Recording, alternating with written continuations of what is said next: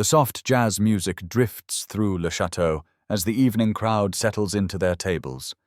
Crystal glasses clink against fine china, and the warm glow of chandeliers creates an atmosphere of refined elegance.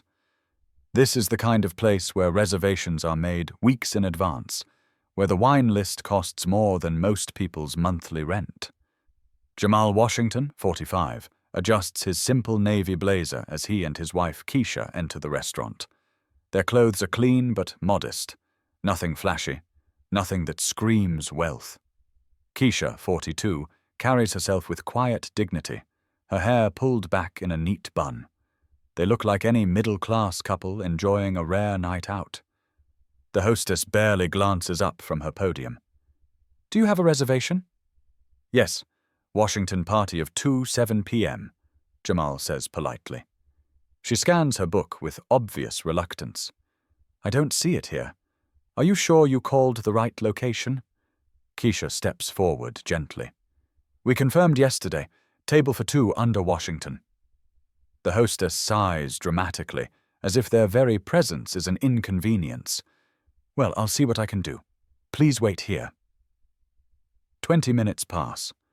Jamal and Keisha stand near the entrance, watching as couple after couple, all white, all dressed similarly to them, are seated immediately upon arrival. The hostess greets each new party with bright smiles and enthusiastic welcomes. Chad approaches their makeshift waiting area with the swagger of someone who believes his $30 uniform shirt grants him authority over the world.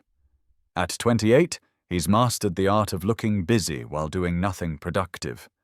His eyes scan Jamal and Keisha with barely concealed disdain. "Excuse me," Jamal says when Chad walks past for the 3rd time. "We've been waiting quite a while. Could you please check on our table?" Chad stops, turns slowly, and looks Jamal up and down like he's inspecting a stain on expensive fabric. "Listen, buddy, this place isn't really suited for people like you. There's a McDonald's about 3 blocks down that way." The restaurant seems to hold its breath. Conversations at nearby tables quiet as heads turn toward the commotion. Keisha's jaw tightens, but her voice remains steady. "We made a reservation a week ago. We have every right to be here." Chad laughs, a sharp, ugly sound that cuts through the ambient music. "A reservation? Who authorized that? Do you have any idea what the tip alone costs here? Probably more than your daily wage." Something shifts in Jamal's expression. He reaches into his jacket pocket, pulls out his phone, and begins taking photos of different corners of the restaurant. Not frantically, not obviously, just methodical documentation, like someone conducting a thorough assessment. Chad notices and snorts with derision. "What's this, a Yelp review? Go ahead and write whatever you want. Nobody cares what you people think anyway." But Jamal and Keisha exchange a look, a subtle communication that speaks of shared experience and hidden knowledge. There's something in their eyes that suggests this isn't their first rodeo, that Chad has just made a mistake far bigger than he realizes. The contemptuous treatment feels all too familiar to Jamal Washington. Growing up in the projects of South Chicago, he learned early that respect was something you had to fight for, not something freely given. His mother died when he was 7, leaving him in the care of his grandmother Dorothy, a woman who spent 40 years serving tables at various restaurants throughout the city. Dorothy Washington was a force of nature despite her small stature. Every evening, she'd return home with aching feet and stories of difficult customers. But she never lost her dignity or her faith in people's capacity for change. "Baby," she would tell young Jamal as he helped her count her tips at the kitchen table, "never judge a person by what they wear or how they look. The richest man I ever served came in wearing paint-splattered overalls and left me $100 tip. Real class doesn't need to show off." Those words shaped Jamal's worldview, even as he watched his grandmother endure daily indignities from customers who treated her like she was invisible. She taught him that observing people, really watching how they treated others, revealed their true character faster than any conversation ever could. Now, decades later, Jamal still carries Dorothy's lessons with him, along with her old Timex watch that he wears on his left wrist. The silver has tarnished over the years, and the leather band has been replaced twice, but inside the case, he can still read the inscription she had engraved before giving it to himself on his 18th birthday. Time reveals all truths. Keisha understands her husband's quiet intensity better than anyone. They met in law school at Northwestern, where she was one of only 12 black students in her class. As a daughter of immigrants from Jamaica, she learned to navigate predominantly white spaces with grace and steel-backed determination. Her legal mind appreciates evidence and strategy, which makes her the perfect partner for Jamal's more intuitive approach to business and life.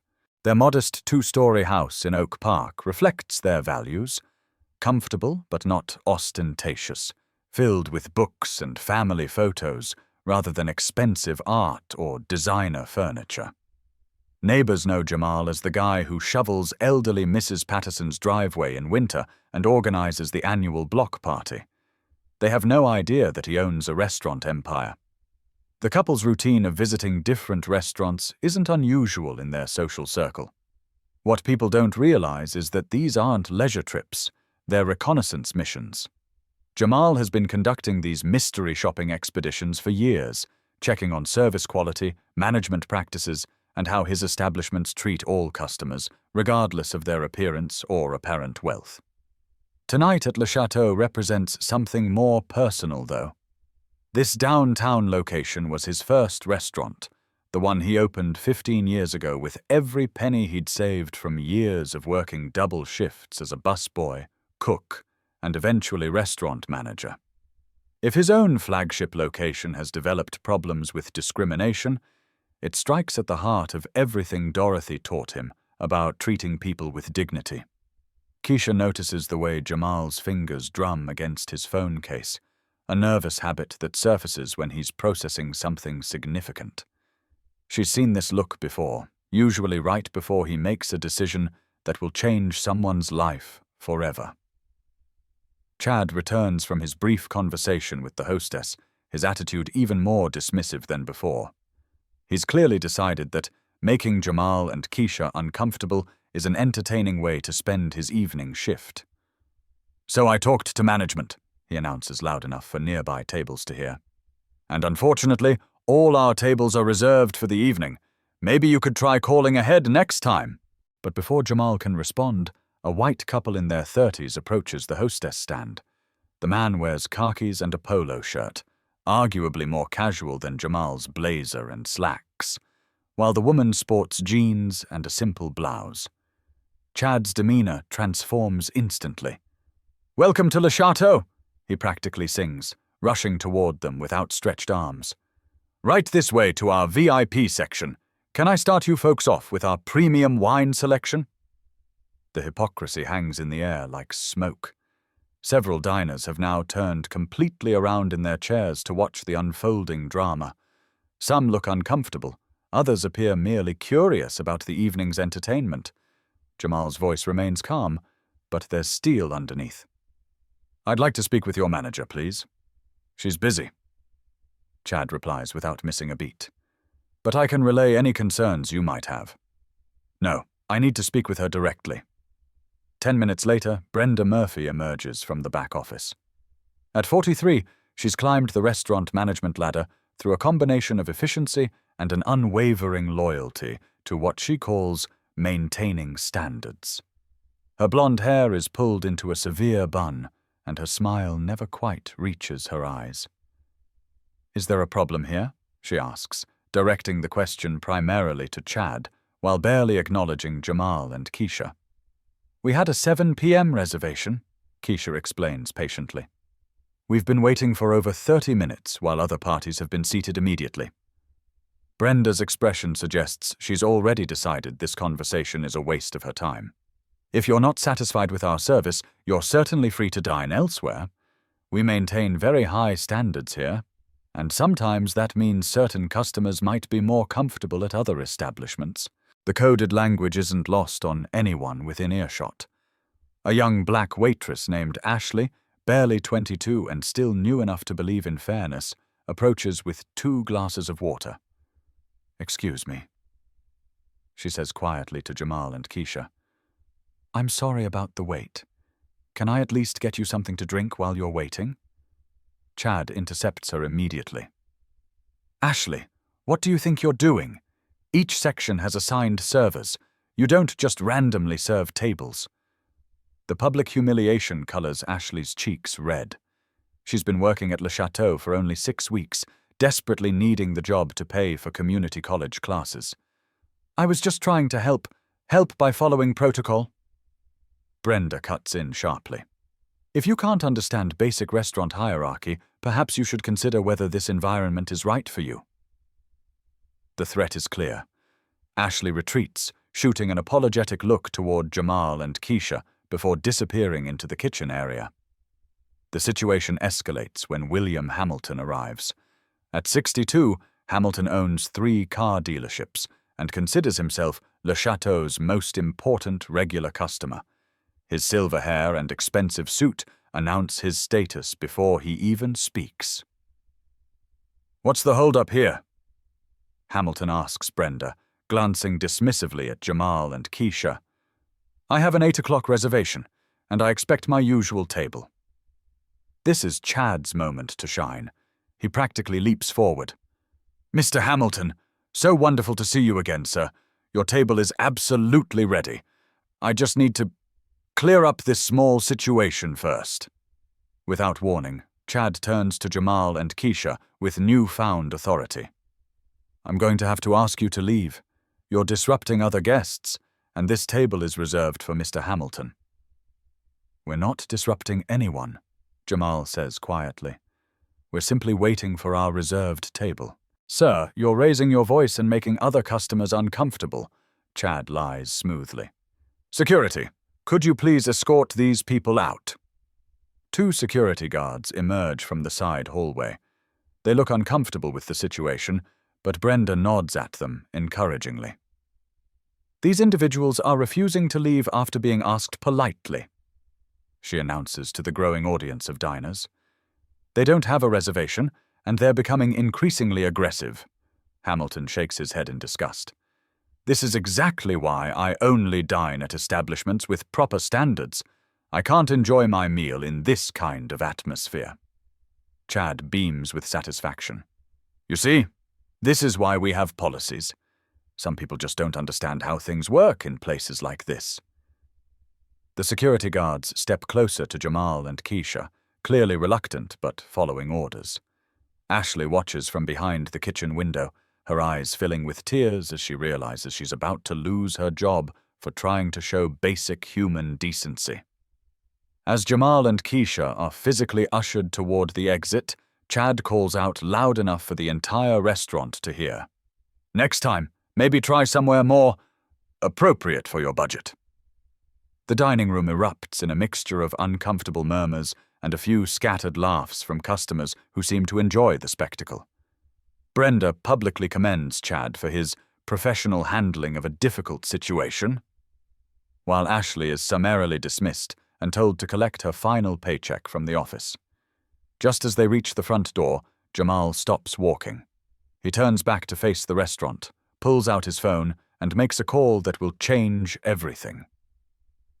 "Michael, it's me," Jamal says into his phone, his voice carrying clearly across the suddenly quiet restaurant. "I think I've seen enough. Meet me at the Le Château downtown location. Bring Stephanie and Anthony with you." Chad rolls his eyes dramatically. "Oh, great. Now he's calling his buddies for backup. This should be entertaining." But something in Jamal's tone, calm, authoritative, completely unfazed by the humiliation he's just endured, makes a few of the more perceptive diners lean forward in their chairs. Within 10 minutes, 3 black SUVs pull up outside Le Château. The first person through the door is Michael Chen, impeccably dressed in a $1,000 suit, followed by Stephanie Rodriguez, a sharp-eyed woman in her 30s carrying a leather briefcase, and Anthony Davis, whose expensive shoes click authoritatively against the marble floor. Chad's confident smirk wavers slightly as he takes in the newcomer's obvious wealth and professional bearing. "I'm sorry, but we're fully booked this evening. If you'd like to make a reservation, Mr. Washington," Michael says, walking directly past Chad as if he doesn't exist. "We received your message. How was the inspection this evening?" The words hit the restaurant like a thunderclap. Conversations stop mid-sentence. Forks pause halfway to mouths. Even the background jazz seems to quiet in anticipation. Hamilton, who has been preparing to enjoy Chad's moment of triumph, looks up sharply from his menu. A slow smile spreads across his face as recognition dawns. "Well, I'll be damned. Jamal, you and your mystery shopping adventures again?" Brenda's face has gone pale. Chad looks confused, glancing back and forth between the elegant newcomers and the couple he just humiliated. "Ladies and gentlemen," Jamal says, his voice carrying easily through the now silent dining room. "I'm Jamal Washington, founder and CEO of Château Restaurant Group. This is my wife Keisha, who serves as our chief legal officer." The silence that follows is deafening. Chad's mouth opens and closes without sound, like a fish suddenly removed from water. Brenda grabs the hostess podium for support, her knuckles white against the dark wood. Stephanie opens her briefcase and withdraws a manila folder. "Would you like to see the incorporation documents?" she asks conversationally. "Or perhaps the original construction permits from 2010 when Mr. Washington built this location?" Michael adds helpfully. "The quarterly financial reports are quite interesting too. This flagship location generates approximately $2.7 million annually. Mr. Washington's signature is on every major decision." Hamilton stands up from his table, genuinely delighted by the turn of events. "Folks, let me tell you something about Jamal Washington. I've known him for 8 years, and he's one of the most successful restaurateurs in the Midwest. He owns 47 locations across 6 states. The revelation ripples through the dining room like an earthquake. Customers who moments ago were enjoying Chad's performance now look mortified. Several people quickly avert their eyes, suddenly fascinated by their wine glasses. Anthony, the legal director, speaks up in a voice that suggests courtroom experience. "Mr. Washington has been conducting quality assurance visits across all Château locations for the past 6 months. This is the first location where we've encountered systematic discrimination issues." Chad finally finds his voice, though it comes out as more of a croak. But you were dressed so—" He trails off, realizing that finishing that sentence will only dig his grave deeper. "So what?" Keisha asks, her lawyer instincts kicking in. "So casually, so modestly? Since when does a person's clothing determine their right to basic human dignity?" Jamal reaches into his jacket and pulls out the old Timex watch, holding it up for everyone to see. "My grandmother Dorothy worked in restaurants for 40 years. She taught me that you judge people by how they treat others when they think nobody important is watching. Today, everyone was watching." The weight of the moment settles over Le Château like a heavy blanket. Chad realizes he didn't just insult random customers. He humiliated his ultimate boss in front of a room full of witnesses. Brenda understands that her career just imploded in spectacular fashion. But the most devastating realization is yet to come. Jamal doesn't shout. He doesn't demand immediate firings or public apologies. Instead, he does something far more powerful. He asks questions. "Chad," he says calmly, "can you help me understand your decision-making process tonight? Walk me through why you refused service to customers with confirmed reservations." Chad stammers, looking desperately toward Brenda for support. I was protecting the restaurant's standards. I mean, maintaining our upscale atmosphere." "What specific standards?" Keisha interjects, her legal training evident in the precise way she frames the question. "Are you referring to our company's written policies regarding dress code, behavior, or perhaps our non-discrimination guidelines. I trained him according to company policy. Brenda interrupts, trying to shield Chad while saving herself. We've always maintained exclusive service standards. Exclusive based on what criteria? Anthony asks, producing a tablet and opening what appears to be legal documents. Because our actual company policies, which I helped write, specifically prohibit discrimination based on race, ethnicity, or perceived socioeconomic status. The conversation is interrupted when 3 employees emerge from the kitchen area. Jerome, the head chef and a 20-year veteran of the restaurant industry, approaches hesitantly. Mr. Washington? I'm sorry to interrupt, but I think you should know. Chad has been making comments about not serving certain types of people for months. He told us kitchen staff that we shouldn't encourage them to hang around where they don't belong. A young Latino busboy named Carlos steps forward, his hands shaking slightly. Chad told me I should know my place when I suggested I might want to work toward becoming a server someday. He said some positions aren't meant for people like me. The hostess, clearly terrified of losing her job, adds, Brenda taught us code words for handling what she called problematic customers. She said we needed to maintain our clientele standards. With each revelation, the case against Chad and Brenda becomes more damning. What seemed like an isolated incident of rudeness is revealed as a systematic pattern of discriminatory behavior. Brenda makes one last desperate attempt to salvage the situation. Mr. Washington, Chad is an excellent employee with outstanding customer service ratings. This is clearly a misunderstanding. We've always worked to maintain Le Château's reputation as an exclusive establishment. Exclusive how? Jamal asks quietly. By excluding paying customers based on the color of their skin? That's not what I meant. Then what did you mean? Keisha presses. Because we have documentation of 15 similar complaints over the past 18 months. Tonight wasn't an anomaly. It was part of a pattern. The room has become completely silent, except for the soft jazz music, which now seems absurdly inappropriate for the gravity of the situation. Diners sit frozen, realizing they've witnessed something that will likely make local news. Stephanie opens her briefcase again and produces a small digital recorder.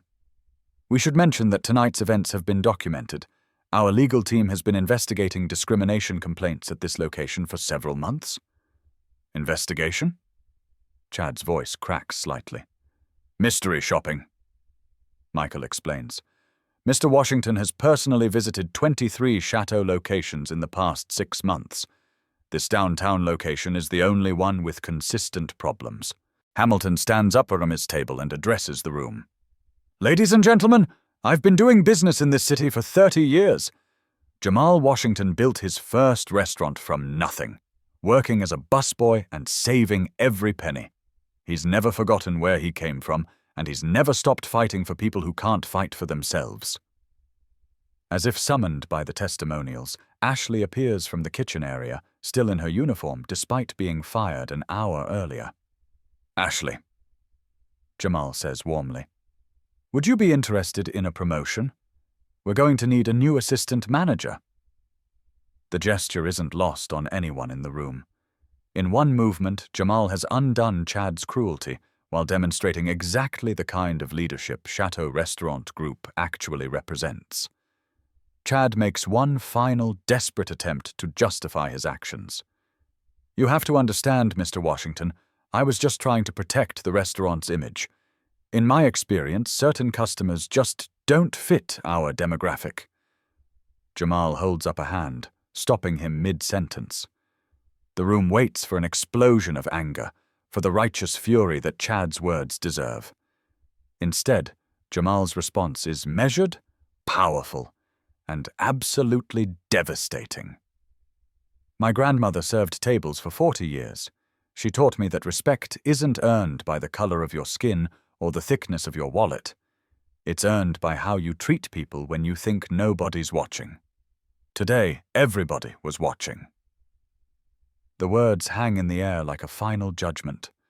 Chad's face crumples as the full weight of his actions and their consequences finally hits him. 2 weeks later, Le Château downtown has become a very different place. The changes aren't dramatic or flashy. Jamal doesn't believe in grand gestures that fade quickly. Instead, he implements quiet, systematic reforms that will outlast any single incident or news cycle.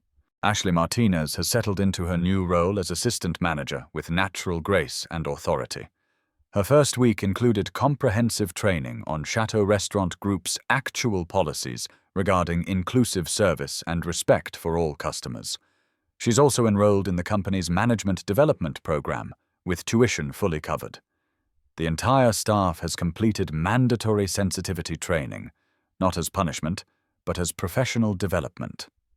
Jamal personally conducted several sessions, sharing stories about Dorothy and the lessons she taught him about seeing dignity in every person who walks through a restaurant's doors.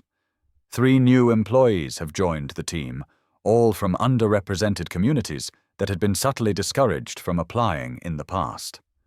Carlos, the young busboy who spoke up about Chad's discriminatory comments, is now training as a server with full support from management. Chad Peterson found himself unemployed after a swift but fair termination process. Word spread quickly through the restaurant industry about his behavior, making it difficult to find similar work. After 6 weeks of rejection letters, he enrolled in a community college program studying social work, a field where his newfound understanding of prejudice's consequences might eventually serve a constructive purpose. Brenda Murphy was demoted to regular server status and required to complete extensive additional training before being allowed to interact with customers unsupervised. She lasted 3 weeks before resigning, claiming the environment had become too politically correct for her comfort. Her departure was not mourned.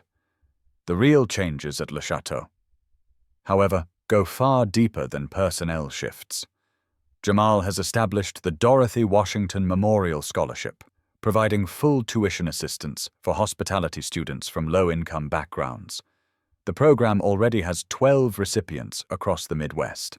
Château Restaurant Group has also launched a supplier diversity initiative, partnering with minority-owned farms, wineries, and specialty food producers.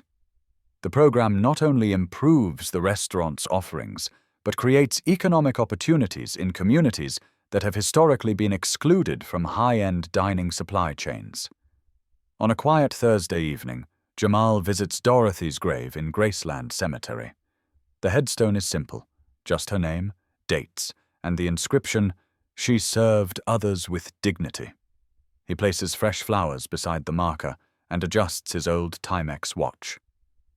"Grandma Dorothy," he says quietly, "I hope you know the lessons stuck. Your watch was right. Time really does reveal all truths." A month after the incident, Jamal receives an unexpected email. A young black man named Marcus Thompson, working at a McDonald's in Detroit, has seen news coverage of the Le Château story. He writes about experiencing similar discrimination at his workplace and asks for advice about standing up to injustice without losing his job. Jamal's response is personal and practical. He offers Marcus a management trainee position at the Detroit Château location. But more importantly, he provides something Marcus hadn't expected: validation that his experiences matter and his dignity has value.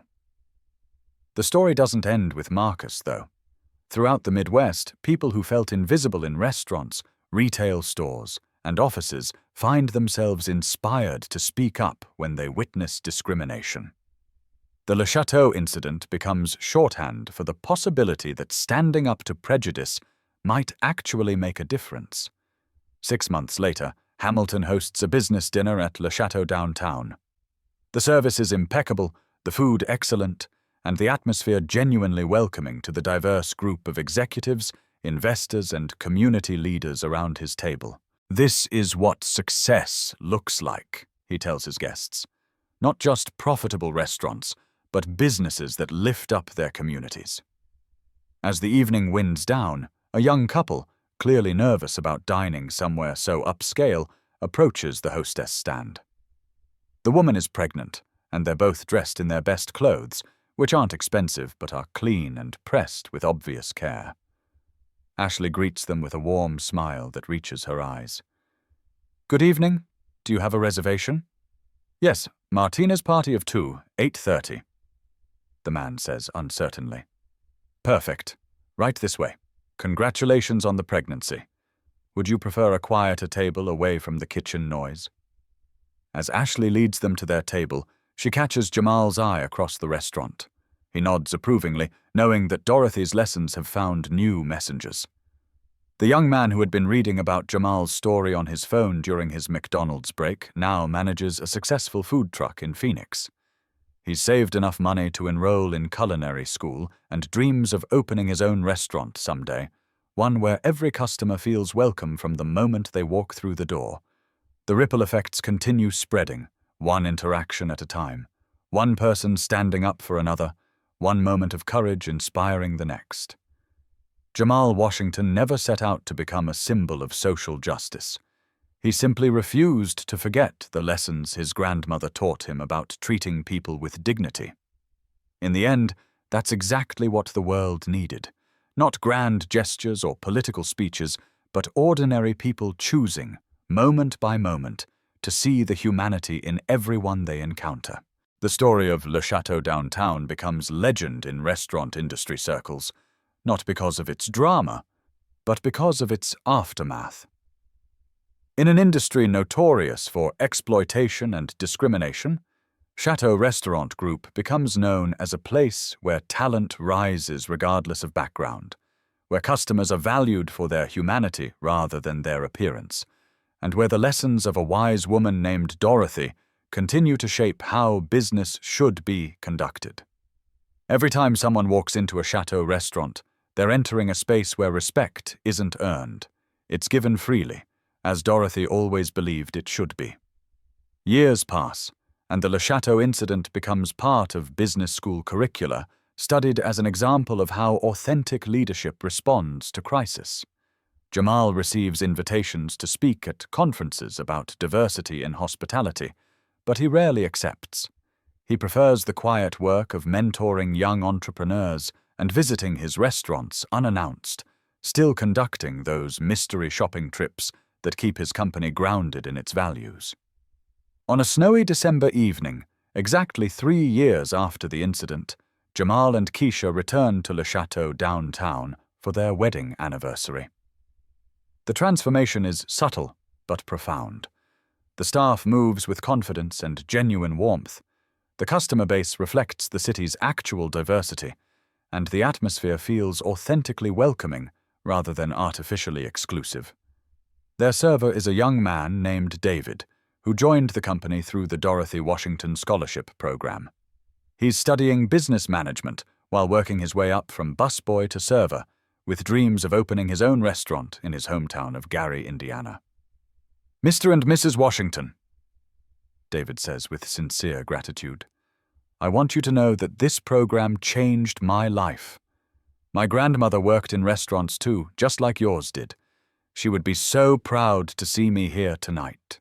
As they dine, Jamal notices a nervous young black woman at a corner table, clearly on a first date, and worried about fitting in. Without making a scene, he quietly asks David to send over the restaurant's finest dessert with his compliments, along with a simple note, "Welcome to Le Château.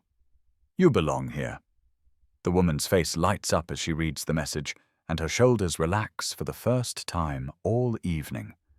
Her date asks what the note says, and when she shows him, he smiles too. They order a second bottle of wine and stay until closing, laughing and talking like people who've found a place where they can simply be themselves. Later that night, the woman posts on social media about her experience, not knowing who sent the dessert, but feeling compelled to share how a simple gesture of inclusion made her evening magical. The post goes viral, generating hundreds of comments from people sharing their own stories of feeling welcome or unwelcome in restaurants across the country. One comment stands out among the rest. It's from Chad Peterson, now working as a community outreach coordinator for a non-profit organization serving homeless veterans. His message is brief, but profound. I was once the person who would have made you feel unwelcome. I'm sorry it took losing everything to learn that everyone deserves basic human dignity. Thank you for sharing your joy. The post catches Jamal's attention a few days later. He reaches out to Chad privately, not for publicity or forgiveness, but to acknowledge growth and offer support. Their conversation is awkward at first, but Chad's genuine remorse and commitment to change are evident. He's spent 3 years in therapy, volunteering at community centers, and learning about the impact of systemic racism.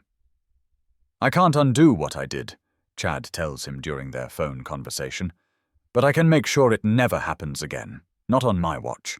Jamal finds himself unexpectedly moved by Chad's transformation. He doesn't offer him a job, some bridges can't be rebuilt, but he does provide a reference letter for Chad's non-profit work, acknowledging his growth and dedication to serving others. The conversation reinforces something Dorothy always taught him. People can change when they're willing to confront uncomfortable truths about themselves. The goal was never revenge or permanent punishment, but education and accountability.